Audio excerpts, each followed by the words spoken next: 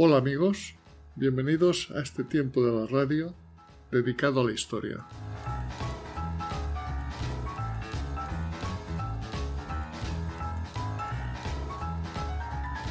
Suponte, por un segundo, que despiertas en un mundo a oscuras.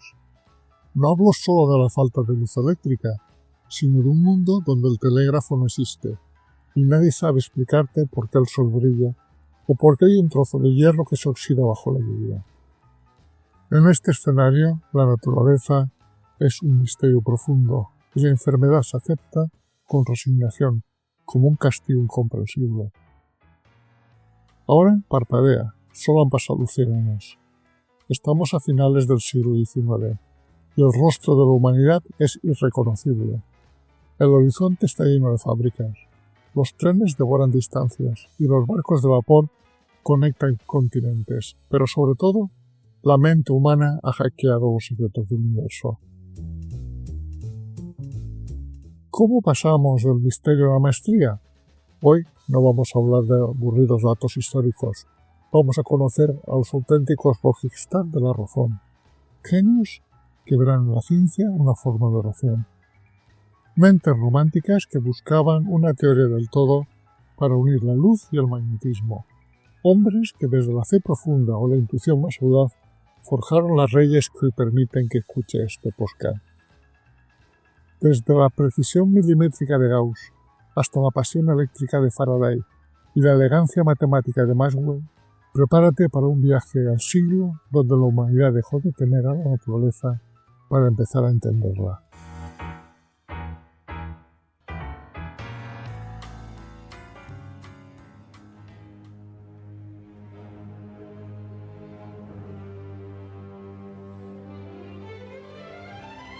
El siglo XIX amanece con la herencia ilustrada, la razón como faro y el experimento como método.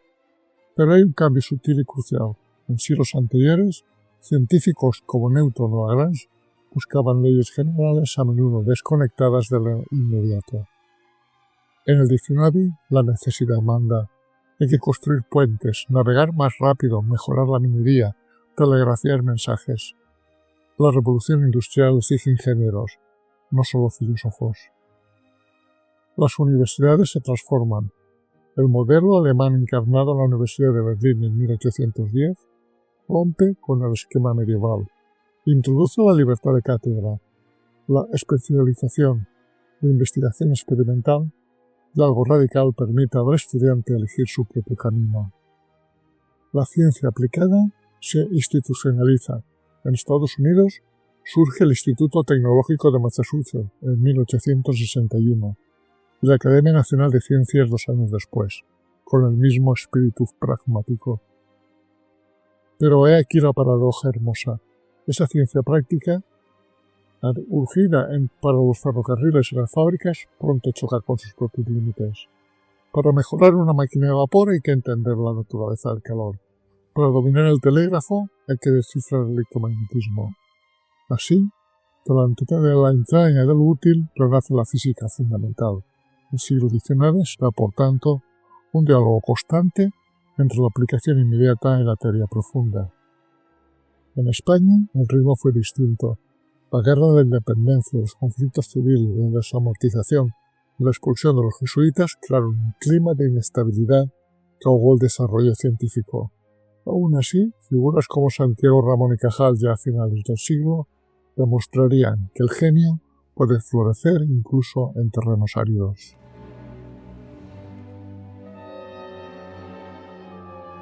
A menudo pensamos en el científico como un ser puramente racional, despojado de espiritualidad o emoción. El siglo XIX desmiente este cliché. Muchos de sus mayores genios fueron hombres de fe profunda. James Watt fue un presbiteriano devoto. John Dalton, cuáquero que llevaba ropa sencilla y rechazaba honores. Michael Faraday, sandemoniano, una secta cristiana que practicaba la humildad radical. Lord Kelvin, episcopiano que veía la naturaleza la obra de Dios. James Maxwell y Louis Pasteur, ambos piadosos y convencidos de que la ciencia y la fe no se contradicen. No usaban la Biblia como manual de laboratorio, pero su austeridad, su disciplina y su asombro ante lo creado alimentaban su ética de trabajo. Creían que la naturaleza tenía un orden porque había un legislador. Y en paralelo, barriendo Europa, llegó el romanticismo, la exaltación del sentimiento, lo sublime, lo trágico, lo individual. ¿Qué tenía que ver esto con la ciencia? Pues mucho. El científico romántico no era un frío calculador, sino un buscador apasionado, a menudo atormentado. Faraday sufría crisis nerviosas que lo llevaron a recluirse en Suiza. Maxwell escribía poesías melancólicas. Boltzmann libró una batalla interior entre la genialidad y la depresión. Había pues una ciencia romántica, intuitiva, audaz, totalizadora. No es causal que en este siglo se buscasen teorías del todo, como la de Maxwell, que unificaba la luz y el magnetismo.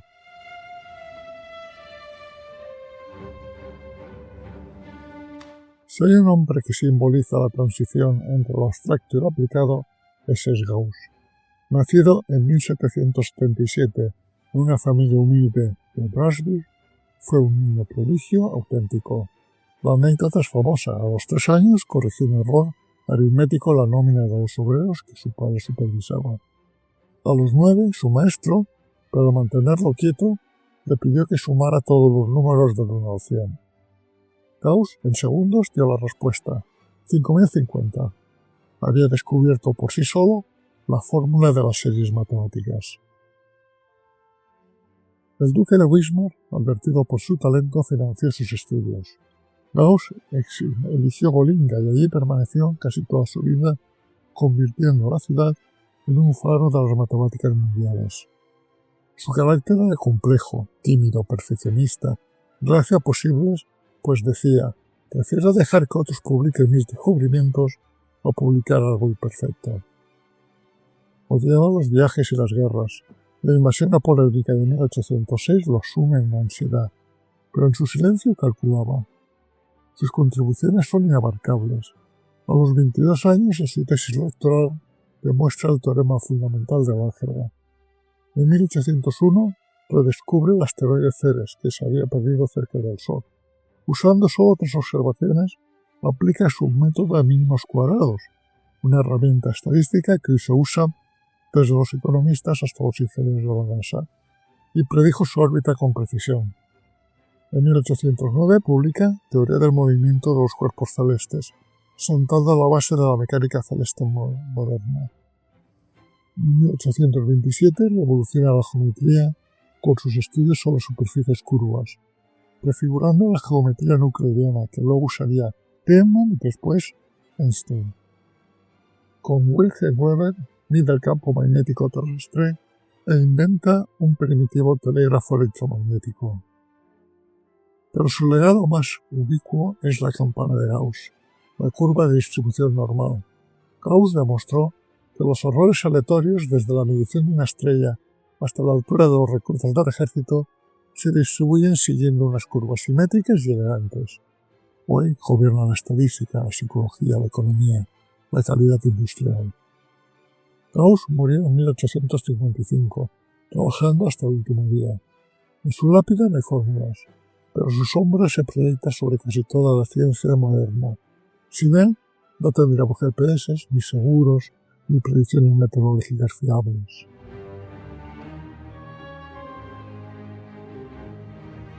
A principios del siglo XIX, la electricidad era un espectáculo de salón: chispas, botellas de Leyden, ranas que se contraían, hasta que 2 inventos lo cambiaron todo.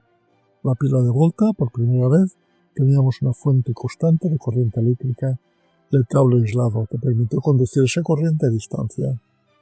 Con estos instrumentos, la electricidad dejó de ser un juguete y se convirtió en un fenómeno dominante. Es en ese momento en que aparece Michael Faraday. Su historia es la de un autodidacta sublime. Hijo de un herrero a los 14 años, entra como aprendiz de encuadernador. Lee velozmente los libros que llegan a la tienda, pero sobre todo de química y física. Tras asistir a una conferencia de Humphrey Davy, el químico más famoso de Inglaterra del momento, le envía un cuaderno meticulosamente transcrito y anotado con los puestos en la misma. Davy, impresionado, lo contrata como ayudante. A pesar de no poseer ninguna formación, Faraday poseía una intuición física extraordinaria. Donde otros veían fuerzas a distancia, él imaginó campos y líneas de fuerza que llenaban el espacio. Sus descubrimientos claves fueron las leyes de la electrólisis, que unía la electricidad y la química, dando a conocer términos nuevos como electrodo, ánodo, cátodo y ion. La inducción electromagnética, de forma que generaba el corriente eléctrica al mover un imán cerca de un conductor, lo que dio origen a los generadores eléctricos tal como los conocemos en la actualidad. El efecto Faraday, descubriendo que un campo magnético puede rotar el plano de polarización de la luz. Esta conexión entre magnetismo y óptica será crucial para Maxwell.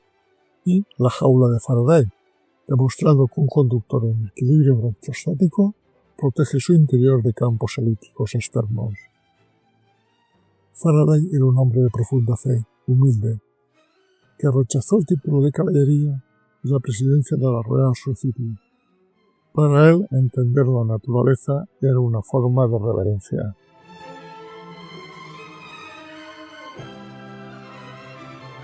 Si Faraday era el genio experimental, André-Marie Ampère fue el matemático del electromagnetismo. Su vida estuvo marcada por la tragedia. Su padre fue guillotinado durante la Revolución Francesa y quizá por ello era un hombre distraído, atormentado, de una sensibilidad romántica externa.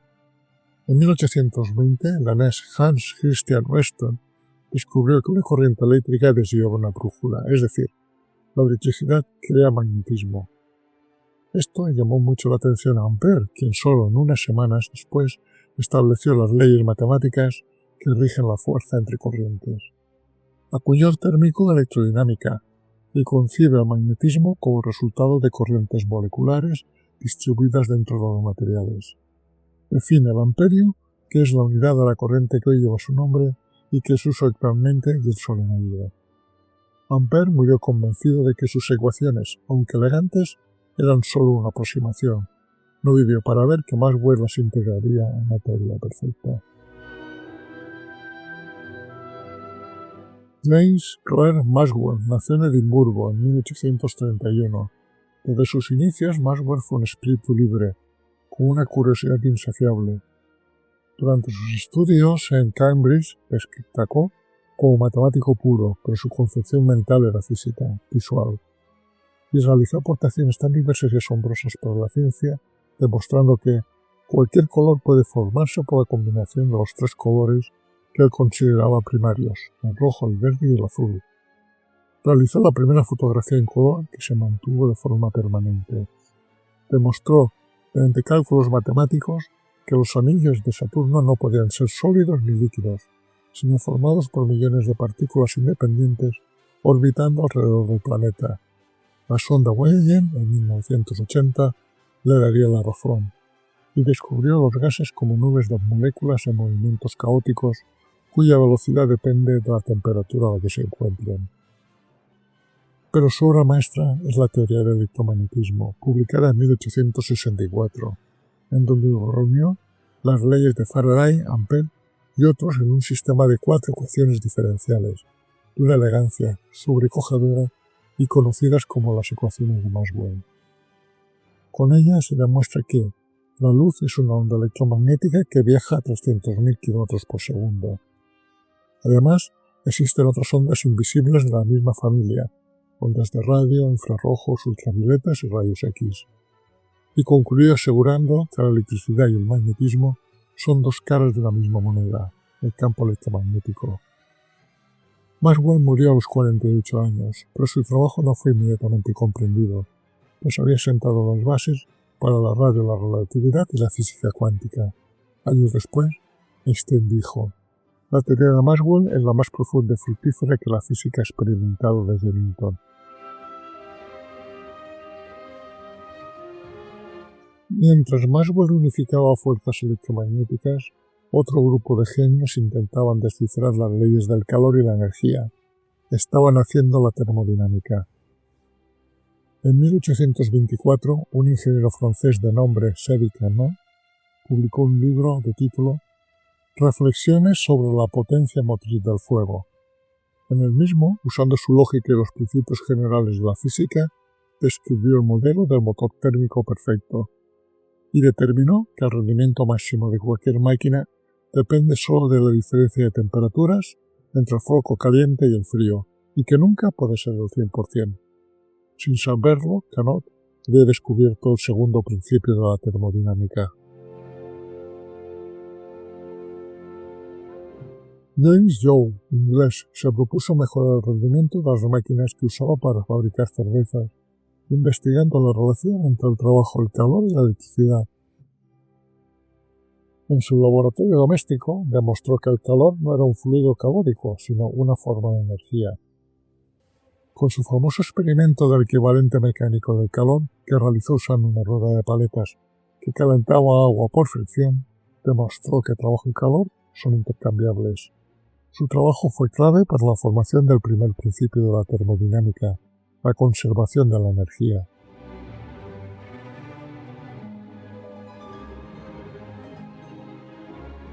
El tercer hombre que trabajó sobre las leyes que regían el calor y la energía fue el alemán Rudolf Clausius. Este, en 1865, introdujo el concepto de entropía, definiéndola como una medida de la energía no disponible, para hacer trabajo más intuitivamente como una medida del desorden de un sistema. Para Clausius, la entropía del universo tiende a un máximo, lo que implica una flecha del tiempo irreversible. El calor fluye de lo caliente a lo frío. Y no podemos olvidarnos de William Thomson, más conocido por su título nobiliario, Lord Kelvin. Niño prodigio, entró a la universidad a los 10 años. Kelvin fue un puente entre la teoría y la ingeniería práctica. Introdujo la escala absoluta de temperaturas, que lleva su nombre, donde el cero absoluto, menos 273,15 grados centígrados, es el punto en el que el movimiento molecular cesa. Era un hombre atrevido en sus previsiones, pues estimó la edad de la Tierra y el Sol en unos pocos millones de años, un cálculo que entró en conflicto con los geólogos y con Darwin, que necesitaba mucho más tiempo para sus teorías. Si Lord Kelvin hubiera conocido los principios de la energía nuclear, no se hubiera atrevido a presentar esta hipótesis errónea.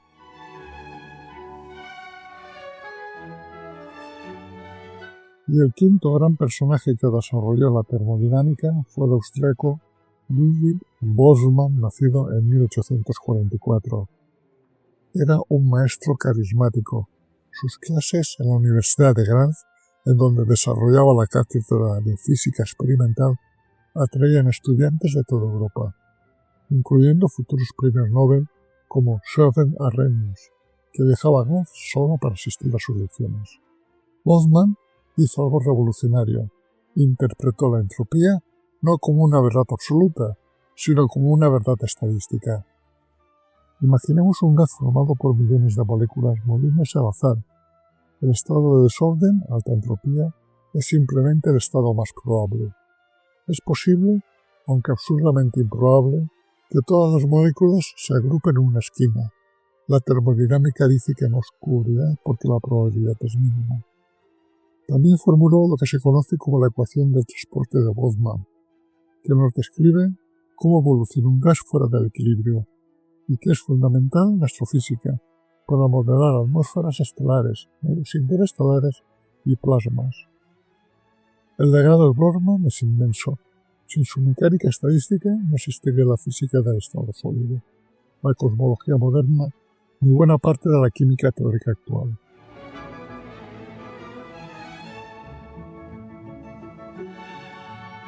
El siglo XIX no solo explicó fenómenos terrestres, sino que también asistimos en el mismo al nacimiento de la astrofísica. La clave para ello fue que aprendimos a interrogar las estrellas mediante el análisis espectral.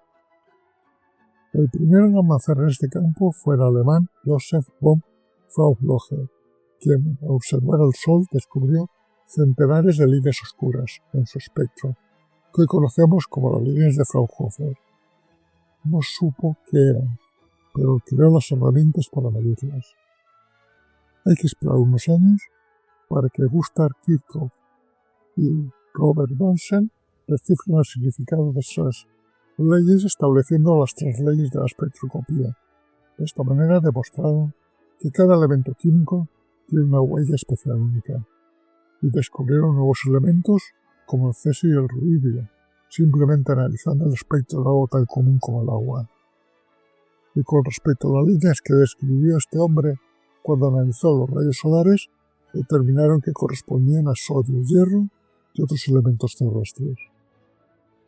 Otros avances de la astrofísica se lo debemos a Christian Doppler, quien explicó que la frecuencia de una onda, sonido o luz, cambia si la fuente se mueve respecto al observador.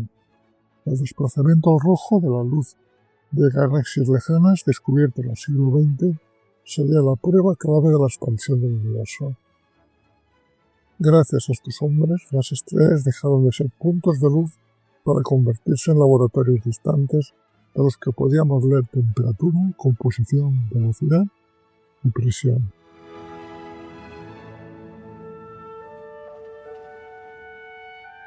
Y no podemos olvidar en este audio al gran sintetizador de todos los conocimientos del siglo XIX, Henri Poincaré. Tocó todos los campos, resolvió problemas de mecánica celeste, fundó la topología algebraica y anticipó la teoría del caos, con su trabajo sobre la sensibilidad a las condiciones iniciales. Pero lo más notable nos lo dejó en su libro de título La ciencia y la hipótesis, publicado en 1902, en donde cuestionó los conceptos de espacio y tiempo absolutos. Sugirió que la geometría del universo es una convención, no una verdad revelada.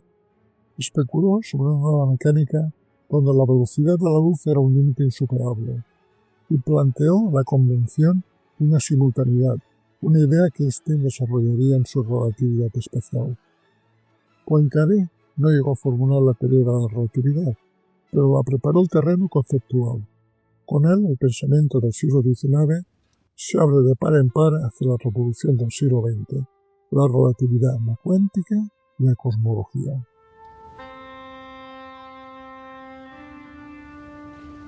No quisiera acabar este viaje por el siglo XIX sin nombrar a 2 personajes autodidactas que hicieron aportaciones muy significativas a la ciencia, James Watt y John Dalton. James Watt trabajaba de joven en Glasgow reparando elementos mecánicos, lo que le llevó a trabajar con la máquina de vapor de Newcomen, que la universidad de dicha localidad utilizaba con fines didácticos. Estas primitivas máquinas de vapor se usaban para sacar agua de las minas, pero tenían un gran problema. Gastaban mucho carbón porque perdían calor continuamente. James Watt dio cuenta de algo fundamental. La máquina no fallaba por falta de potencia, sino porque se calentaba y enfriaba sin parar, desperdiciando energía. La gran idea que tuvo Watt para mejorar esta máquina fue separar funciones. En vez de enfriar el cilindro principal cada vez, creó una pieza aparte, a la que llamó condensador, donde el vapor se enfriaba sin afectar al resto de la máquina. Gracias a este cambio, la máquina consumía mucho menos combustible y se volvía rápidamente rentable. Fue un pequeño cambio técnico con consecuencias enormes. Pero esta mejora no se desarrolló de la noche a la mañana. Watt pasó años perfeccionándolo y tuvo muchas dificultades económicas. Todo cambió cuando se asoció con el empresario Matthew Boulton, que aportó dinero y la visión comercial. Juntos no solo fabricaron máquinas de vapor, sino que ofrecieron algo nuevo para la época, la energía eficiente. Con el tiempo, Watt añadió más mejoras. Hizo que la máquina pudiera girar y mover fábricas, creando sistemas para mantener una velocidad constante y alimentando la seguridad y precisión de las mismas. Así, la máquina de vapor dejó de usarse solo en minas y se convirtió en la base de la industria moderna. Aunque Watt no fue un científico teórico, su trabajo práctico ayudó a entender mejor conceptos como energía, trabajo y potencia. Hoy, la unidad de potencia, el vatio, lleva su nombre.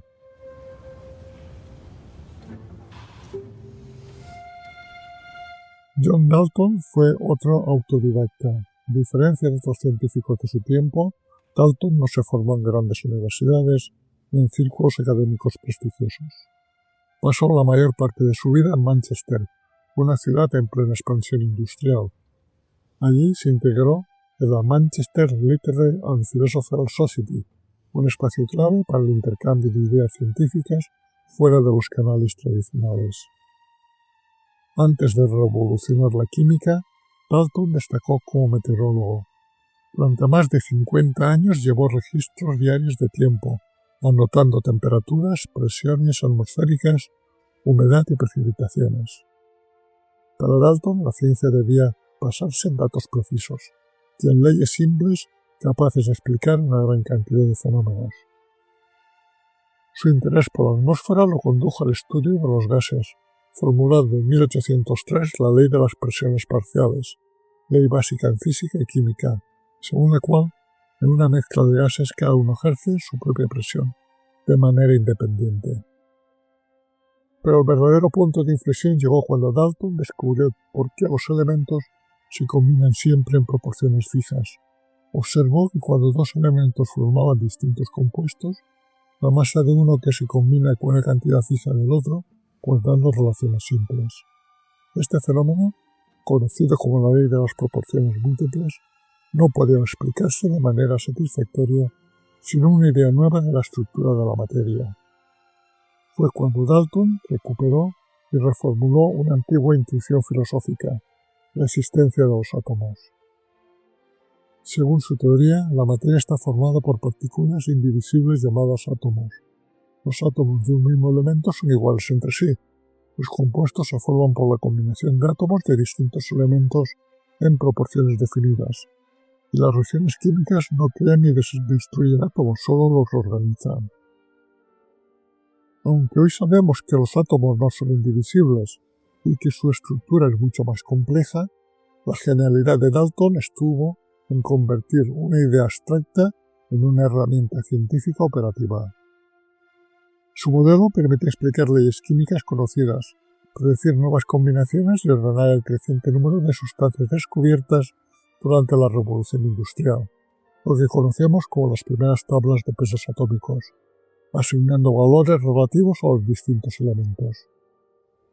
Gracias a él, la química dejó de ser una disciplina descriptiva y se convirtió en una ciencia cuantitativa, y su teoría atómica se convirtió en el punto de partida de la química moderna y fue esencial para avances posteriores como la química orgánica y la física atómica.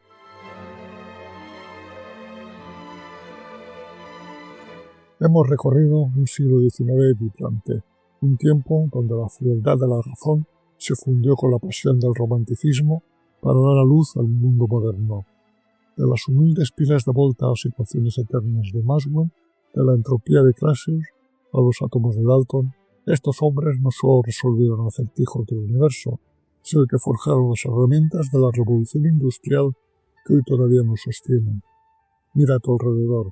Si hoy tienes luz o motores, es porque Faraday se atrevió a imaginar líneas de fuerza invisibles. Si tu móvil sabe exactamente dónde estás, es porque la sombra de Gauss sigue buscando nuestros satélites.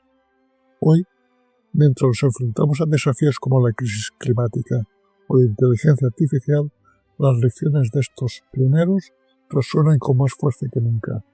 La termodinámica nos sigue advirtiendo sobre la eficiencia de nuestro planeta y la espectroscopia nos permite interrogar estrellas que ni siquiera podemos ver. El siglo XIX no terminó realmente. Simplemente abrió las puertas en par en paz, como hizo Poincaré, a las revoluciones cuánticas y espaciales que estaban por venir. Gracias por acompañarme en este viaje al corazón de la curiosidad y recuerda que la luz de la razón sigue ahí fuera, brillando, esperándote. No dejes de buscarla.